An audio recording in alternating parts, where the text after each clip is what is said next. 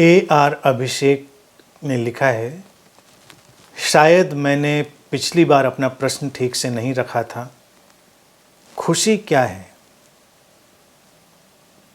खुशी सारी समझ को एब्जॉर्ब कर लेती है। इसको कृपया विस्तार से समझाएं। जीवन में इतनी मुश्किलों के बाद भी आपके द्वारा दिया गया ज्ञान, उसको देखना ही मुक्त होना है। कहीं समझ बनकर उभरता है, मन चित्त क्लैरिटी की ओर जाते हैं, फिर समाधान और स्वीकार घटता है, फिर शांति छा जाती है। लेकिन क्या इसी शांति को खुशी कहते हैं? अंतरतम में शांति है, लेकिन मैं खुश हूँ या नहीं ये पता नहीं, और ऐसा लगता है कि सुख या दुख की तो अब परवाह ही नहीं रही। जब किसी को ये पता चलने लगता है कि मैं खुश हूँ या नहीं, तो उसकी खुशी जाते हुए देर नहीं लगती। तो अभिषेक, ये अच्छी बात है कि तुम्हें पता नहीं चल रहा है कि ये खुशी है या नहीं, तुम खुश हो या नहीं, और तुम्हें सुख दुख की परवाह नहीं है, शांति है। जिसको हम शांति कहते हैं, वास्तविक अर्थों में देखा जाए तो वही प्रसन्नता है। प्रसन्नता प्रकट हो गई शांति है। शांति तुम्हारे भीतर एक ठहराव की तरह है, और वही शांति जब तुम्हारे अंदर रचती बसती है और अभिव्यक्त होने के लिए छलकती है तुम्हारे भीतर से, तो प्रसन्नता की तरह तुम्हारे ऊपर छा जाती है, तुम्हारे शरीर मन पर।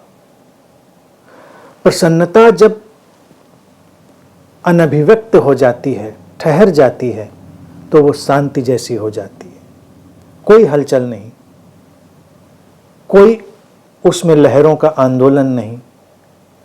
और शांति की ठहरी हुई अवस्था में अगर कुछ हिलोर उठे, कुछ लहरें उठें, तो प्रसन्नता की तरह सामने आ जाती।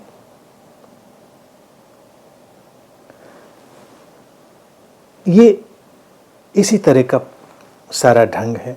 लेकिन अगर हम अपने जीवन में घट रहे सुख दुख के प्रति तटस्थ हो जाए, जिसको तुमने लिखा है कि मुझे परवाह नहीं, परवाह नहीं, वो तो एक बात है, परवाह नहीं। सही शब्द होता है तटस्थ। सुख आता है, हम सुख को अनुभव करते हैं, जितना भी प्रभाव डालता है, सुख चला जाता है, हम उसमें अटकते नहीं। दुख आता है, जितना प्रभाव डालता है, हम उसमें अटकते नहीं। सुख दुख, प्लेजर पेन, कुछ भी आता जाता है, हम उसमें अटकते नहीं, लेकिन उनके प्रभावों को अनुभव करते हैं। तो यही अवस्था प्रसन्नता की है, खुशी की है। तो इस बात को तुमने समझा और जिया, इससे खुश रह सकते हो। खुश होने का मतलब ये नहीं दांत निपोर कर घूमना। कोई दांत निकाल के घूम रहा तो बहुत खुश है, और कोई दांत ही ना निकाले तो खुश नहीं। अक्सर एक देखा गया है श्यूडो स्माइल होता है, मास्क्ड लाफ्टर, छद्म हंसी अक्सर उन लोगों के जीवन में आ जाती है, देखा गया है, जो बहुत दुखी होते हैं। और बात पर ही उनसे पूछो और कैसी तबीयत है? कुछ नहीं, बस कल कोरोना हो गया था, ही कल पिताजी गुजर गए, ही। बहुत सारे ऐसे कई लोग मिल जाएंगे। कभी कभी बड़ी गंभीर बातों पे वो दांत निकालते रहते हैं, और कभी तो छोटी छोटी बातों पे निकालते ही रहते हैं। लेकिन क्या तुमको लगता है कि वो इतने खुश हैं कि इतने दांत निकालते हैं बात बात पर? तो मनोवैज्ञानिक रूप से हम कहते हैं कि ये स्यूडो लाफ्टर है, मास्क्ड, उस पर एक मास्क लगा हुआ है।